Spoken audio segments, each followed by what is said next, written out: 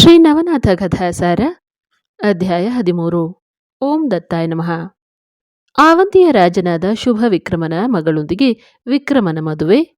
ಮುಂದೆ ವಿಕ್ರಮನು ಎರಡೂ ರಾಜ್ಯದ ಸಾರ್ವಭೌಮನಾದದ್ದು, ಅತ್ತ ಭರ್ತೃಹರಿಯ ಪಿಂಗಲಿಯೊಂದಿಗೆ ಮದುವೆಯಾದದ್ದು ಅಲ್ಲದೆ ಅವನಿಗೆ ದತ್ತಾತ್ರೇಯನ ದರ್ಶನ. ಅಯೋಧ್ಯ, ಮಥುರ, ಗಯಾ, ಕಾಶಿ, ಕಾಂಚಿ, ಆವಂತಿ ಅಂದರೆ ಜಗನ್ನಾಥಪುರಿ ಹಾಗೂ ದ್ವಾರಕೆ ಇವುಗಳನ್ನು 7 ಮೋಕ್ಷಪುರಿಗಳೆಂದು ಕರೆಯಲ್ಪಡುತ್ತವೆ. ಅವುಗಳಲ್ಲಿ ಆವಂತಿಕೆ ಎಂಬ ಪಟ್ಟಣವನ್ನು ಶುಭ ವಿಕ್ರಮರಾಜನು ಆಳುತ್ತಿದ್ದನು. ಅವನಿಗೆ ಸುಮೇಧ ಎಂಬ ಹೆಸರಿನ ಏಕೈಕ ಸುಪುತ್ರಿಯಾಗಿದ್ದಳು. ಹೀಗಿರಲು ಮುಂದೆ ಮಗಳು ಬೆಳೆದು ದೊಡ್ಡವಳಾಗಲು ತಂದೆಗೆ ಮಗಳ ಮದುವೆಯ ಬಗ್ಗೆ ಚಿಂತೆಯಾಗುತ್ತದೆ. ಒಂದು ದಿನ ಮಂತ್ರಿಯಾದ ಸುಮತಿಯನ್ನು ಕರೆದು ತನ್ನ ಅಳಿಯನಿಗಾಗಿ ಶೋಧನೆ ಮಾಡಲು ಹೇಳುತ್ತಾನೆ. ಆಗ ಮಂತ್ರಿಯು ರಾಜನಿಗಾಗಿ ಒಂದು ಸಲಹೆಯನ್ನು ನೀಡುತ್ತಾನೆ. ಅದೇನೆಂದರೆ, ಹೇ ಮಹಾರಾಜ, ನಿಮ್ಮ ಮಗಳನ್ನು ಯಾರ ಜೊತೆ ಮದುವೆ ಮಾಡಿಕೊಡುವಿರೋ ಅವನಿಗೆ ರಾಜ್ಯಾಭಿಷೇಕವನ್ನೂ ಮಾಡಬೇಕು.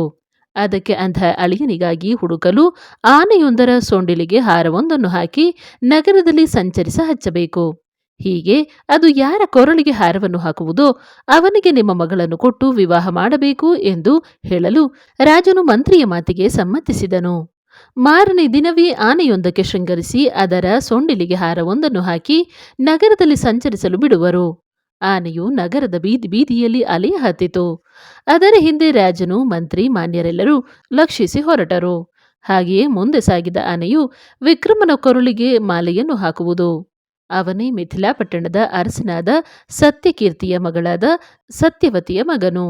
ಅಲ್ಲದೆ ಈತನ ತಂದೆ ಸುರೋಚನ ಗಂಧರ್ವನೆಂದು ಗೊತ್ತಾಗಿ ಬಹಳ ಹರ್ಷಿತಗೊಂಡವನಾಗಿ ಅವನನ್ನು ಆನೆಯ ಮೇಲೆ ಕೂರಿಸಿಕೊಂಡು ಮೆರವಣಿಗೆ ಮುಖಾಂತರ ಅರಮನೆಗೆ ಕರೆತರುವರು. ಅತ್ತ ಈ ಸುದ್ದಿಯನ್ನು ತಿಳಿದ ಸತ್ಯಕೀರ್ತಿ ರಾಜನು ಬಹು ಹರ್ಷಿತಗೊಳ್ಳುವನು. ಶುಭ ವಿಕ್ರಮನು ತನ್ನ ಮಗಳನ್ನು ವಿಕ್ರಮನಿಗೆ ಧಾರೆ ಎರೆದು ಕೊಡುವನು. ಅಲ್ಲದೆ ಅಳಿಯನಿಗೆ ರಾಜ್ಯಾಭಿಷೇಕವನ್ನು ಮಾಡಿ ತಾನು ನಿರಾಳನಾಗುವನು. ಆ ಕಡೆಗೆ ಸತ್ಯಕೀರ್ತಿ ರಾಜನು ಸಹ ತನ್ನ ರಾಜ್ಯವನ್ನು ವಿಕ್ರಮನಿಗೆ ಒಪ್ಪಿಸುವನು. ಹೀಗೆ ವಿಕ್ರಮನು ಎರಡೂ ರಾಜ್ಯದ ಸಾರ್ವಭೌಮನಾಗಿ ಮೆರೆಯುವನು. ಅಲ್ಲದೆ ವಿಕ್ರಮನು ಭರ್ತೃಹರಿಯನ್ನು ಯುವರಾಜನನ್ನಾಗಿ ನೇಮಿಸಿ ತಾನು ಶಾಂತಿ ಸಮಾಧಾನಗಳಿಂದ ರಾಜ್ಯ ಕಾರ್ಯಭಾರವನ್ನು ನಿರ್ವಹಿಸತೊಡಗಿದನು. ಮುಂದೊಂದು ದಿನ ಮಂತ್ರಿಯು ತನ್ನ ಮಗಳಾದ ಪಿಂಗಲಿಯನ್ನು ಭರ್ತೃಹರಿಗೆ ಕೊಟ್ಟು ಮದುವೆ ಮಾಡಬೇಕೆಂದು ಆಲೋಚಿಸಲು ಅದಕ್ಕೆ ವಿಕ್ರಮನು ಕೂಡ ಹರ್ಷ ವ್ಯಕ್ತಪಡಿಸುವನು. ನಂತರ ಅವನು ಯಾರ ಸುತನಾಗಿರುವನು ಎಂದು ಸಂಶಯ ಬರಲು ಆ ಕುರಿತು ಅವನನ್ನೇ ವಿಚಾರಿಸುವರು. ಆಗ ಅವನು ತಾನು ಸೂರ್ಯನ ವೀರ್ಯದಿಂದ ಹುಟ್ಟಿ ಕಾಡಿನಲ್ಲಿ ಎರಳೆಯೊಂದಿಗೆ ಬೆಳೆದು ರೇಣುಕಿ ಜಯಸಿಂಹ ದಂಪತಿಗಳೊಂದಿಗೆ ಕಾಡಿನಲ್ಲಿ ಸಂಚರಿಸುತ್ತಿರುವಾಗ ಕಳ್ಳರಿಂದ ಅವರುಗಳ ಮರಣವಾಗಲು ತಾನು ವ್ಯಾಪಾರಸ್ಥರ ಮೂಲಕ ಆವಂತಿ ಸೇರಿ ಹೀಗೆ ವಿಕ್ರಮನ ಗೆಳೆಯನಾದೆ ಎಂದು ಹೇಳಲು ಮಂತ್ರಿಯು ಹರ್ಷಚಿತ್ತನಾಗಿ ಮತ್ತೆ ಅವನನ್ನು ಕುರಿತು ನಿನ್ನ ತಂದೆಯನ್ನು ಲಗ್ನಕ್ಕೆ ಆಹ್ವಾನಿಸು ಎಂದು ಹೇಳುವನು. ಆಗ ಭರ್ತೃಹರಿಯು ಹೊರಗೆ ಬಂದು ಆಕಾಶದತ್ತ ಮುಖ ಮಾಡಿ ತನ್ನ ತಂದೆಯಾದ ಸೂರ್ಯನನ್ನು ತನ್ನ ಲಗ್ನಕ್ಕೆ ಬರಲು ಆಹ್ವಾನಿಸುವನು. ಅದಕ್ಕೆ ಸೂರ್ಯದೇವನು ಆಗಮಿಸಲು ಅತ್ತ ಸುರೋಚನ ಗಂಧರ್ವನೂ ಕೂಡ ಆಗಮಿಸುವರು. ಅವರಿರುವರು ಆ ಮಂತ್ರಿಯನ್ನು ಕುರಿತು ಈತನು ಸಾಕ್ಷಾತ್ ದ್ರುಮಿಲ ನಾರಾಯಣನ ಅವತಾರಿಯಾಗಿದ್ದಾನೆಂದು ಹೇಳಲು ಎಲ್ಲರೂ ಹರ್ಷಚಿತ್ತರಾಗಿ ಅವನಿಗೆ ಪಿಂಗಲಿಯನ್ನು ಕೊಟ್ಟು ಮದುವೆ ಮಾಡುತ್ತಾರೆ. ನಂತರ ವಿಕ್ರಮನು ತನ್ನ ಗೆಳೆಯನಾದ ಭರ್ತೃಹರಿಗೆ ಯುವರಾಜ ಪದವಿಯನ್ನು ನೀಡುವನು. ಹೀಗಿರಲು ಮುಂದೊಂದು ದಿನ ಭರ್ತೃಹರಿಯು ಬೇಟೆಗೆಂದು ಕಾಡಿಗೆ ತೆರಳುವನು. ಕಾಡಿನಲ್ಲಿ ಅವನಿಗೆ ಸೂರ್ಯದೇವನ ಭೇಟಿಯಾಗಲು ಭರ್ತೃಹರಿಯು ತಂದೆಗೆ ನಮಸ್ಕರಿಸುವನು. ಪರಸ್ಪರ ಕುಶಲೋಪರಿಯ ನಂತರ ಸೂರ್ಯನು ಮನದಲ್ಲೇ ತನ್ನ ಅಂಶದಿಂದಲೇ ಅಗಸ್ತಿ ಮತ್ತು ಭರ್ತೃಹರಿಯು ಜನನವಾದರಾದರೂ ಅಗಸ್ತಿಯೋರ್ವನು ಆತ್ಮತತ್ವದಿಂದ ಭಗವಂತನ ಪ್ರಾಪ್ತಿಯನ್ನು ಮಾಡಿಕೊಂಡಿರುವನು. ಆದರೆ ಭರ್ತೃಹರಿಯು ಮಾತ್ರ ವಿಷಯ ಭೋಗದಲ್ಲಿ ನಿರತನಾಗಿರುವನು. ಇವನು ನವನಾಥರಲ್ಲೊಬ್ಬನಾದ ದ್ರುಮಿಲ ನಾರಾಯಣನ ಅವತಾರಿಯೇ ಆಗಿರುವುದರಿಂದ ಇವನನ್ನು ಹೇಗಾದರೂ ಮಾಡಿ ಆತ್ಮತತ್ವಕ್ಕೆ ಹಚ್ಚಬೇಕೆಂದು ಬಗೆದು ಸೂರ್ಯದೇವನು ದತ್ತಾತ್ರೇಯನು ಇರುವಲ್ಲಿಗೆ ನಡೆದನು. ದೂರದಿಂದಲೇ ದತ್ತ ಕುಟೀರವನ್ನು ನೋಡಿದ ಸೂರ್ಯನಿಗೆ ಮಹದಾನಂದವಾಗುವುದು. ಸಾತ್ವಿಕ ಭಾವದ ಅತ್ರಿನಂದನನನ್ನು ಕಂಡ ಸೂರ್ಯನು ದತ್ತನ ಪರಮಪಾದಗಳಿಗೆ ಎರಗಿ ಸ್ತುತಿಸತೊಡಗಿದನು.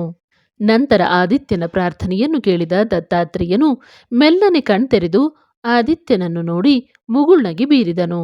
ಆಗ ಸೂರ್ಯನು, ಹೇ ಅತ್ರಿನಂದನನೇ, ಭಕ್ತವತ್ಸಲನಾದ ನೀನು ನನ್ನ ಮಗನಾದ ಭರ್ತೃಹರಿಗೆ ಗುರುವಾಗಿ ಕೃಪೆ ತೋರಬೇಕು.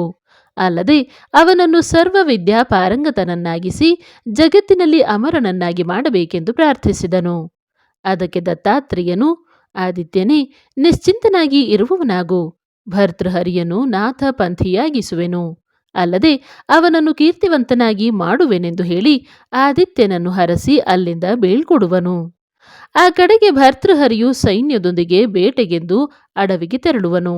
ಅದು ಬೇಸಿಗೆಯ ದಿನವಾದದ್ದರಿಂದ ಎಲ್ಲರಿಗೂ ನೀರಡಿಕೆಯಾಗುವುದು. ಭರ್ತೃಹರಿಯು ತಾನೇ ನೀರಿಗಾಗಿ ಹುಡುಕುವುದಾಗಿ ಹೇಳಿ ಏಕಾಂಗಿಯಾಗಿ ಕಾಡಿನಲ್ಲಿ ನಡೆದನು. ಅತ್ತ ದತ್ತಾತ್ರೇಯನು ಮಾರುವೇಷದಲ್ಲಿ ಭರ್ತೃಹರಿಯನ್ನೇ ಹಿಂಬಾಲಿಸಿದನು. ಸ್ವಲ್ಪ ದೂರ ಕ್ರಮಿಸಿದ ನಂತರ ದತ್ತಾತ್ರೇಯನು ಭರ್ತೃಹರಿ ಬರುವ ಮಾರ್ಗದಲ್ಲಿ ಮಾಯಾ ಸರೋವರವೊಂದನ್ನು ನಿರ್ಮಿಸಿದನು. ಆಗ ಭರ್ತೃಹರಿಯು ಅಲ್ಲಿಗೆ ಹೋಗಿ ಆ ಕೆರೆಯ ನೀರನ್ನು ಕುಡಿಯಲು ಬೊಗಸೆಯಲ್ಲಿ ನೀರು ತೆಗೆದುಕೊಳ್ಳುವಷ್ಟರಲ್ಲಿ ಆ ಕಡೆಯಿಂದ ನಿಲ್ಲು ನಿಲ್ಲು, ನೀರನ್ನು ಕುಡಿಯಬೇಡ, ನೀನಾರು ಎಂಬ ಶಬ್ದವು ಕಿವಿಗೆ ತಾಕಲು ಭರ್ತೃಹರಿಯು, ಸ್ವಾಮಿ, ನಾನು ಭರ್ತೃಹರಿಯು, ತನ್ನ ತಾಯಿ ಸತ್ಯವತಿ ಹಾಗೂ ತಂದೆಯು ಸೂರ್ಯನು ಎಂದು ಹೇಳುವನು. ನಂತರ ಮತ್ತೆ ದತ್ತಾತ್ರೇಯನು, ನಿನ್ನ ಗುರು ಅದಾರು ಎಂದು ಕೇಳುವನು. ಅದಕ್ಕೆ ಭರ್ತೃಹರಿಯು ಗುರುವಿಲ್ಲ ಎನ್ನಲು ದತ್ತಾತ್ರೇಯನಿಗೆ ಕೋಪ ಬರುವುದು. ಅವನು, ಎಲೋ, ನೀನು ಇಲ್ಲಿಯವರೆಗೆ ಗುರು ಮಾಡಿಕೊಂಡಿಲ್ಲ, ಪಾಪಿಯಾದ ನೀನು ನೀರು ಮುಟ್ಟಬೇಡ ಎಂದು ಹೇಳಲು ಭರ್ತೃಹರಿಯ ಕಣ್ಣಲ್ಲಿ ನೀರು ಹರಿಯುವುದು. ಅಲ್ಲದೆ ಅವನು, ಮಹಾನುಭಾವನೇ, ನನ್ನ ಪ್ರಾಣವನ್ನು ರಕ್ಷಿಸು ಎಂದು ಕೇಳುವನು. ಅದಕ್ಕೆ ದತ್ತನು, ಎಲೋ, ನಿನಗೆ ಪೂರ್ಣ ಕೃಪೆ ದೂರಿ ಕಾಪಾಡುವೆನು, ಆದರೆ ನೀನು 12 ವರ್ಷಗಳ ಪರ್ಯಂತ ತಪಸ್ಸನ್ನಾಚರಿಸಲು ಸಂಕಲ್ಪ ಮಾಡಬೇಕೆಂದನು. ಇತ್ತ ಭರ್ತೃಹರಿಯು ಮಾರುವೇಷದ ದತ್ತನನ್ನು ಕುರಿತು, ಮಹಾನುಭಾವನೇ, ನಾನಿನ್ನು ಮಗನನ್ನು ಕಂಡಿಲ್ಲ, ಮಗನ ಮುಖ ನೋಡಿ ಹೆಂಡತಿಯ ಆಸೆಯನ್ನು ತೀರಿಸಿ ಬರುವೆ, ಅದಕ್ಕಾಗಿ ನನಗೆ ಇನ್ನೂ 12 ವರ್ಷ ಸಮಯ ಬೇಕೆಂದು ಪ್ರಾರ್ಥಿಸುವನು. ಅದಕ್ಕೆ ಕೃಪಾನಿಧಿಯಾದ ದತ್ತನು ಆಯಿತೆಂದು ಅದೇ ಬೊಗಸೆ ನೀರನ್ನು ಪ್ರಮಾಣ ಮಾಡಿಬಿಡಲು ಹೇಳಿದಾಗ ಅವನು ಹಾಗೆಯೇ ಮಾಡುವನು. ನಂತರ ಅವನ ಕಿವಿಯಲ್ಲಿ ಮಂತ್ರ ಬೀಜಾಕ್ಷರವನ್ನು ಉಚ್ಚರಿಸಲು ಅವನ ನೀರಡಿಕೆಯೂ ಹೋಗಿ ಅವನಲ್ಲಿ ಸಾತ್ವಿಕ ಪ್ರಜ್ಞೆಯು ಉಂಟಾಗುವುದು. ನಂತರ ಅತ್ತ ಮಾಯಿಕ ಸರೋವರವು ಮಾಯವಾಗುವುದು. ಅಲ್ಲದೆ ದತ್ತಾತ್ರೇಯನು ಅದೃಶ್ಯನಾಗುವನು. ಇತ್ತ ರಾಜನೂ ಕೂಡ ತನ್ನ ನಗರದತ್ತ ಮಾರ್ಗವನ್ನು ಕ್ರಮಿಸ ಹತ್ತಿದನು. ಭರ್ತೃಹರಿಯು ಕಾಡಿನಿಂದ ಮನೆಗೆ ಬಂದನು. ಮುಂದೊಂದು ದಿನ ಪಿಂಗಳೆಯೊಂದಿಗೆ ರಾತ್ರಿ ಸರಸವಾಡುತ್ತಿರಲು ಪಿಂಗಳೆಯು, ಪ್ರಾಣವಲ್ಲಭನೇ, ನಿಮಗಿಂತ ಮೊದಲು ನನಗೆ ಮರಣ ಒದಗಬೇಕು ಎಂದು ನುಡಿಯುವಳು. ಅದಕ್ಕೆ ಭರ್ತೃಹರಿಯು, ಹೇ ಪ್ರಾಣವಲ್ಲಭೆ, ಅದೆಲ್ಲವೂ ಸೃಷ್ಟಿಕರ್ತನ ಇಚ್ಛೆಯಂತೆ ನಡೆಯುತ್ತದೆ. ಅದಿರಲಿ, ನನಗೆ ಮೊದಲು ಮರಣ ಒದಗಲು ನೀನು ಏನು ಮಾಡುವೆ ಎಂದು ಕೇಳುವನು. ಆಗ ಪಿಂಗಳೆಯು ಅಗ್ನಿಗೆ ಆಹುತಿಯಾಗುವೆನೆಂದು ನುಡಿಯುವಳು. ಅಷ್ಟೇ ಅಲ್ಲ, ಇದಕ್ಕೆ ಆ ಭಗವಂತನೇ ಸಾಕ್ಷಿ ಎಂದು ನುಡಿಯುವಳು. ಹೀಗೆ ಮುಂದೊಂದು ದಿನ ಯುವರಾಜನು ಬೇಟೆಗೆಂದು ಕಾಡಿಗೆ ತೆರಳುವನು. ಅಲ್ಲದೆ ಅವನಿಗೆ ರಾಣಿಯ ಮಾತುಗಳು ನೆನಪಾಗುವುವು. ನಂತರ ಅವನು ಒಂದು ಪ್ರಾಣಿಯನ್ನು ಬೆನ್ನಟ್ಟಿ ಹಿಡಿದು ಅದರ ಕುತ್ತಿಗೆಯನ್ನು ಕೊಯ್ದು ಆ ರಕ್ತದಲ್ಲಿ ತನ್ನ ವಸ್ತ್ರಗಳನ್ನೆಲ್ಲ ತೋಯಿಸಿದನು. ಅಲ್ಲದೆ ಅದೇ ರಕ್ತದಲ್ಲಿ ತನ್ನ ಆಭರಣಗಳ ಸಹಿತ ಅದ್ದಿ ಅದೆಲ್ಲವನ್ನೂ ಸೇವಕರ ಕೈಗಿತ್ತು. ಇವೆಲ್ಲವನ್ನು ಪಿಂಗಳ ರಾಣಿಗೆ ಒಪ್ಪಿಸಿ ರಾಜನಿಗೆ ವ್ಯಾಘ್ರವೊಂದು ತಿನ್ನಲು ಅವನು ಅಸುನೀಗಿದನು. ಈಗೋ ಅವನ ವಸ್ತ್ರಗಳು ತಂದಿದ್ದೇವೆ ಎಂದು ಹೇಳಿ ಈ ವಸ್ತ್ರವನ್ನು ಅವಳ ಕೈಗಿಡಿರಿ, ಹಾ, ಇಲ್ಲಿನ ಸಂಗತಿ ಎಲ್ಲೂ ಬಿಚ್ಚದಿರಿ ಎಂದು ಹೇಳಿ ಸೇವಕರನ್ನು ಆವಂತಿಗೆ ಕಳುಹಿಸಿಕೊಡುವನು.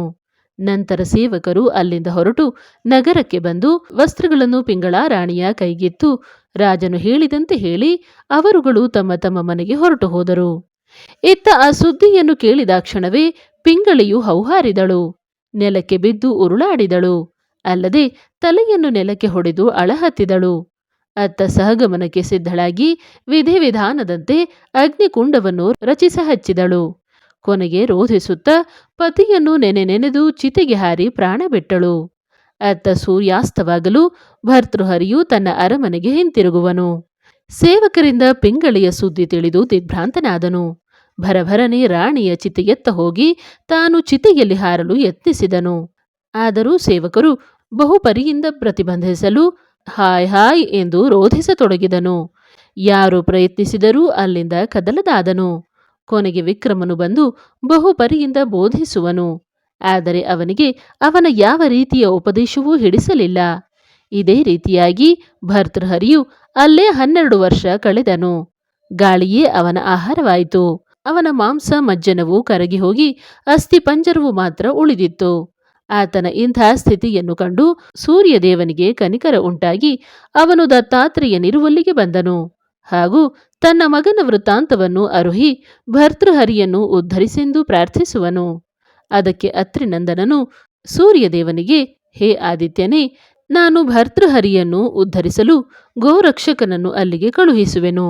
ನೀನು ಏನೊಂದು ಚಿಂತಿಸದೆ ಸ್ವಸ್ಥಾನಕ್ಕೆ ತೆರಳು ಎಂದು ಹೇಳಲು ಸೂರ್ಯನು ದತ್ತಾತ್ರೇಯನಿಗೆ ನಮಿಸಿ ಹಿಂತಿರುಗುವನು. ಈ ಹಿಂದೆ ಹೇಳಿದಂತೆ ಮಚ್ಛೇಂದ್ರನಾಥನು ಗರ್ಭಗಿರಿಯಲ್ಲೇ ಇರಹತ್ತಿದನು. ಇತ್ತ ಗೋರಕ್ಷಕನಾಥನು ತೀರ್ಥಕ್ಷೇತ್ರಗಳನ್ನು ಸಂಚರಿಸುತ್ತಾ ಗಿರಿನಾರ ಪರ್ವತಕ್ಕೆ ಬರುವನು.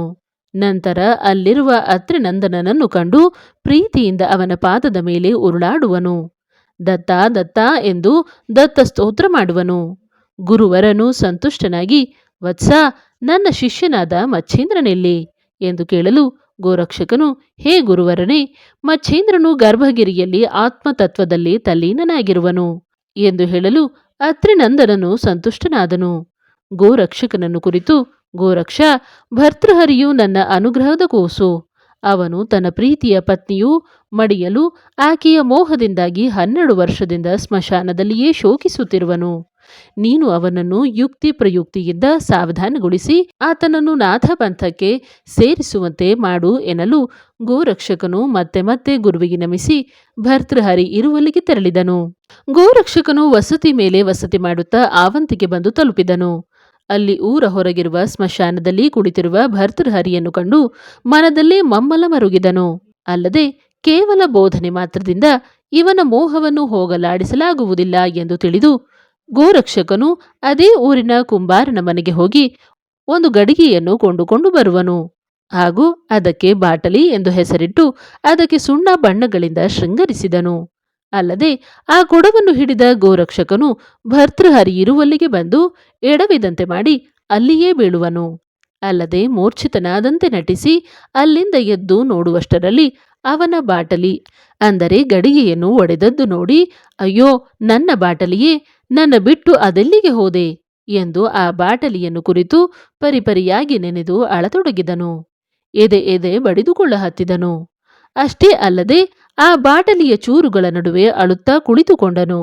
ಇಂದು ಗೋರಕ್ಷಕನ ಈ ರೀತಿಯಾದ ವಿಚಿತ್ರ ಶೋಕವನ್ನು ಕಂಡ ಭರ್ತೃಹರಿಯು ತನ್ನ ದುಃಖವನ್ನು ಮರೆತು ಕಿಲಕಿಲನೆ ನಗುತ್ತಾ ಅತ್ತ ಗೋರಕ್ಷಕನನ್ನು ಕುರಿತು, ಹೇ ಸ್ವಾಮಿ, ಕೇವಲ ಮಣ್ಣಿನ ಗಡಿಗೆ ಒಡೆದರೆ ಇಷ್ಟೊಂದು ಅಳುವುದೇ? ನೀನೊಬ್ಬ ಹುಚ್ಚನಂತೆ ತೋರುವೆ ಎಂದು ಹಂಗಿಸಲು ಅದಕ್ಕೆ ಗೋರಕ್ಷಕನು, ಅಯ್ಯ, ನಾನು ಹುಚ್ಚನಾದರೆ ಮಹಾರಾಜನಂತಿರುವ ನೀನೇಕೆ ಅಳುತ್ತಿರುವೆ ಎಂದು ಕೇಳುವನು.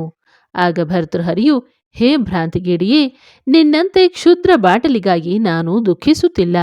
ನನ್ನ ಪ್ರಾಣಪ್ರಿಯೆಯಾದ ಪಿಂಗಳೆಯೂ ನನ್ನನ್ನು ಅಗಲಿದ್ದಾಳೆ. ಅಂಥವಳನ್ನು ಯಾರು ತಂದುಕೊಡುವರು? ನಿನ್ನ ಗಡಿಗೆಯಂಥ ಗಡಿಗೆಗಳು ಸಾವಿರಾರು ತರಬಹುದು ಎಂದಾಗ ಗೋರಕ್ಷಕನು, ಎಲ್ಲೋ, ನಿನ್ನ ಪಿಂಗಳೆಯಂತಹ ಲಕ್ಷ ಲಕ್ಷ ಪಿಂಗಳೆಯರನ್ನು ಕ್ಷಣ ಮಾತ್ರದಲ್ಲಿ ತಂದು ಕೊಡುವೆ. ಆದರೆ ನನ್ನ ಬಾಟಲಿಯಂಥ ಬಾಟಲಿಯನ್ನು ಮತ್ತೆಲ್ಲಿ ಹುಡುಕಲಿ ಎನ್ನುವನು. ಅದಕ್ಕೆ ಪ್ರತಿಯಾಗಿ ಭರ್ತೃಹರಿಯು, ಹೇ ಮಹಾತ್ಮನೇ, ನೀನು ಲಕ್ಷ ಲಕ್ಷ ಪಿಂಗಳೆಯರನ್ನು ನಿರ್ಮಿಸಿ ತೋರಿಸು. ಅಲ್ಲದೆ ನಾನು ನಿನಗೆ ನಿನ್ನ ಬಾಟಲಿಯಂತಹ 100 ಬಾಟಲಿಯನ್ನು ತಂದು ಕೊಡಬಲ್ಲೆ ಎನ್ನುವನು. ಅದಕ್ಕೆ ಇಬ್ಬರು ಪಂಚಭೂತ ಸಾಕ್ಷಿಯಾಗಿ ಆಣೆ ಮಾಡುವರು. ನಂತರ ಗೋರಕ್ಷಕನು ತನ್ನ ಜೋಳಿಗೆಯಿಂದ ಭಸ್ಮವನ್ನು ಹೊರತೆಗೆದು ಅದಕ್ಕೆ ಕಾಮಿನಿ ಅಸ್ತ್ರದ ಮಂತ್ರವನ್ನು ಜಪಿಸಿ ಆಕಾಶಕ್ಕೆ ಎರಚಲು ತಕ್ಷಣವೇ ಲಕ್ಷ ಲಕ್ಷ ಪಿಂಗಳೆಯರು ಭರ್ತೃಹರಿಯ ಮುಂದೆ ಬಂದು ನಿಲ್ಲುವರು. ಭರ್ತೃಹರಿಯು ಕಕ್ಕಾಬಿಕ್ಕಿಯಾಗುವನು. ಆ ಪಿಂಗಳೆಯರು ಏಕಸ್ವರದಿಂದ, ಹೇ ಪ್ರಾಣನಾಥನೇ, ನೀನೇನೋ ನನ್ನ ಅಗಲುವಿಕೆಯಿಂದ ದುಃಖತಪ್ತನಾದೆ, ಸತ್ಯ. ಆದರೆ ವಿಶ್ವದಲ್ಲಿ ಯಾವುದೂ ಶಾಶ್ವತವಲ್ಲ. ಅದಕ್ಕಾಗಿ ಈಗ ನೀನು ವ್ಯರ್ಥ ಚಿಂತೆಯನ್ನು ಬಿಟ್ಟು ಆತ್ಮೋದ್ಧಾರದ ಮಾರ್ಗವನ್ನು ಹಿಡಿಯುವನಾಗು. ಈ ವಾಣಿಯನ್ನು ಕೇಳಿದ ಭರ್ತೃಹರಿಯು ಬೆಳಕು ಕಂಡವನಾದನು. ಒಮ್ಮೆಲೆ ಗೋರಕ್ಷಕನ ಪಾದದ ಮೇಲೆ ಬಿದ್ದುಕೊಂಡು, ನೀನು ಯಾರು? ನನ್ನನ್ನು ಉದ್ಧರಿಸುವವನಾಗು ಎಂದು ಬೇಡಿಕೊಳ್ಳುವನು. ಅದಕ್ಕೆ ಗೋರಕ್ಷಕನು, ರಾಜನೇ, ನನಗೆ ಗೋರಕ್ಷಕನೆಂದು ಕರೆಯುವರು. ನನ್ನ ಗುರುವು ಮಚ್ಛೇಂದ್ರನಾಥನಾಗಿರುವನು. ಅಲ್ಲದೆ ಮಚ್ಛೇಂದ್ರನು ಅತ್ರಿನಂದನನಾದ ದತ್ತಾತ್ರೇಯನ ಶಿಷ್ಯನಾಗಿರುವನು. ಅದಿರಲಿ, ಈಗ ನೀನು ಪಿಂಗಳೆಯೊಂದಿಗೆ ರಾಜಭೋಗ ಅನುಭೋಗಿಸುವೆಯೋ ಅಥವಾ ವಿಷಯ ಸುಖದಿಂದ ವಿರಕ್ತಿ ಹೊಂದಿ ಆತ್ಮೋದ್ಧಾರದ ಮಾರ್ಗ ಕಂಡುಕೊಳ್ಳುವೆಯೋ ಎಂದು ಪ್ರಶ್ನಿಸುವನು. ಆಗ ಭರ್ತೃಹರಿಯು, ಹೇ ಗೋರಕ್ಷಕನೇ, ನನ್ನನ್ನು ಕೃಪೆ ದೂರಿ ನನಗೆ ಅತ್ರಿನಂದನನಾದ ದತ್ತಾತ್ರೇಯನ ದರ್ಶನ ಮಾಡಿಸುವವನಾಗು ಎಂದು ಬೇಡಿಕೊಳ್ಳುವನು. ಅತ್ತ ಗೋರಕ್ಷಕನು ಆ ಎಲ್ಲ ಪಿಂಗಳಿಯರನ್ನು ಅದೃಶ್ಯಗೊಳಿಸುವನು. ಅಲ್ಲದೆ ಭರ್ತೃಹರಿಯನ್ನು ಕರೆದುಕೊಂಡು ನಗರದೊಳಗೆ ಹೊಕ್ಕನು. ಭರ್ತೃಹರಿಯೊಂದಿಗೆ ಗೋರಕ್ಷಕನನ್ನು ಕಂಡು ನಗರವನ್ನಾಳುತ್ತಿದ್ದ ವಿಕ್ರಮರಾಜನಿಗೂ ಪರಮಾನಂದವಾಗುವುದು. ನಂತರ ಗೋರಕ್ಷಕನು ಭರ್ತೃಹರಿಗೆ ಶಿಂಗಿ, ಶೈಲಿ, ಗಂಧ, ಜೋಳಿಗೆಯನ್ನು ನೀಡಿ ಕಬಡಿ ಹಾಗೂ ಫಾವಡಿ ಅಂದರೆ ಸಲಿಕೆಯನ್ನು ಕೊಟ್ಟು ಅವನಿಗೆ ನಾಥ ಪಂಥದ ದೀಕ್ಷೆಯನ್ನಿತ್ತನು. ಅಲ್ಲದೆ ಅವನನ್ನು ಕುರಿತು, ಹೇ ಭರ್ತೃಹರಿಯೇ, ನಿನ್ನ 1200 ಜನ ಸ್ತ್ರೀಯರಲ್ಲಿ ಹೋಗಿ ಅವರಿಂದ ಭಿಕ್ಷೆಯನ್ನು ಸ್ವೀಕರಿಸಿ ಬಾ ಎನ್ನಲು ಅವನು ಹಾಗೆಯೇ ಮಾಡುವನು. ನಂತರ ಭಸ್ಮವನ್ನು ಅರ್ಚಿಸಿ ಭರ್ತೃಹರಿಯ ಹಣೆಗೆ ಹಚ್ಚಲು ಅವರೀರ್ವರು ಕ್ಷಣ ಮಾತ್ರದಲ್ಲಿ ಗಿರಿನಾರಕ್ಕೆ ಹೋಗಿ ತಲುಪುವರು. ಗೋರಕ್ಷಕನು ಭರ್ತೃಹರಿಗೆ ಕರೆದುಕೊಂಡು ಗಿರಿನಾರಕ್ಕೆ ಹೋಗಿ ಅಲ್ಲಿ ದತ್ತಾತ್ರೇಯನ ದರ್ಶನ ಮಾಡಿಸಿದನು. ಅಲ್ಲದೆ ಅಲ್ಲಿ 3 ದಿನಗಳ ಕಾಲವಿರಲು ದತ್ತಾತ್ರೇಯನು ಅವನನ್ನು ಕುರಿತು, ಒಮ್ಮೆ ಮಚ್ಛೇಂದ್ರನಾಥನನ್ನು ಗಿರಿನಾರಕ್ಕೆ ಕರೆದುಕೊಂಡು ಬರುವವನಾಗೆಂದು ಹೇಳುವನು. ಅದಕ್ಕೆ ಗೋರಕ್ಷಕನು ಗುರುವರನ ಮಾತು ಶಿರಸಾವಹಿಸಿ ಭರ್ತೃಹರಿಯನ್ನು ದತ್ತಾತ್ರೇಯನಲ್ಲಿ ಇರಿಸಿ ಮಚ್ಛೇಂದ್ರನಿರುವಲ್ಲಿಗೆ ದಾರಿ ಕ್ರಮಿಸ ಹತ್ತಿದನು. ನಂತರ ದತ್ತಾತ್ರೇಯನು ತನ್ನ ವರದ ಹಸ್ತವನ್ನು ಅವನ ತಲೆಯ ಮೇಲಿರಿಸಿ ಭೂಮಂಡಲದಲ್ಲಿ ಚಿರಂಜೀವಿಯಾಗಿರು ಎಂದು ಹರಸಿದನು. ತದನಂತರ ಅವನಿಗೆ ಸರ್ವ ವಿದ್ಯಾ ಪಾರಂಗತನನ್ನಾಗಿಸಿ ನಂತರ ಅವನನ್ನು ಕರೆದುಕೊಂಡು ಬದರಿಕಾಶ್ರಮಕ್ಕೆ ಹೋಗಿ ಅಲ್ಲಿ ಆತನನ್ನು ದೀರ್ಘಕಾಲ ತಪಸ್ಸಿಗೆ ಕೂರಿಸಿ ತಾನು ಮತ್ತೆ ಗಿರಿನಾರ ಪರ್ವತಕ್ಕೆ ಬಂದು ಮಚ್ಛೇಂದ್ರನಿಗಾಗಿ ನಿರೀಕ್ಷಿಸ ಹತ್ತಿದನು ಎನ್ನುವಲ್ಲಿಗೆ ಈ ಅಧ್ಯಾಯವು ಸಮಾಪ್ತಿಯಾಗುತ್ತದೆ. ಓಂ ದತ್ತಾಯ ನಮಃ.